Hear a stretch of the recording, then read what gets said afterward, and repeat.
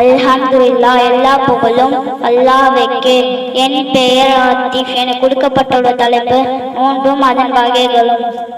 இஸ்லாத்துல 5 கடமைகள் இருக்கு. என்னென்னா கலிமா, தொழுகை, நோன்பு, ஜகாத்து, ஹஜ். இந்த 5 கடமைகள்ல நோன்பு ரொம்ப முக்கியமான கடமை. நோன்பை மெயினா 2 வகையா பிரிக்கலாம். என்னென்னா ஒன்று கடமையான நோன்பு, இன்னொன்று சுன்னத்தான நோன்பு. இப்ப கடமையான நோன்பு நம்ம எல்லாத்துக்குமே என்னன்னு தெரியும். என்னன்னு சொல்லுங்க பார்க்கலாம். கரெக்ட். ரமலான் மாதத்தில் வைக்கக்கூடிய நோன்பு தான் பர்லான, அதாவது கடமையான நோன்பு தான். இப்போ சுன்னத்தான நோன்பு பற்றி பார்க்கலாம். சுன்னத்தான நோன்பு நிறைய நன்மைகளை பெற்றுக்கொள்வதற்காக நபி ஸல்லல்லாஹு அலைஹி வஸல்லம் நிறைய உபையான நோன்பை கற்றுக் கொடுத்துருக்காங்க.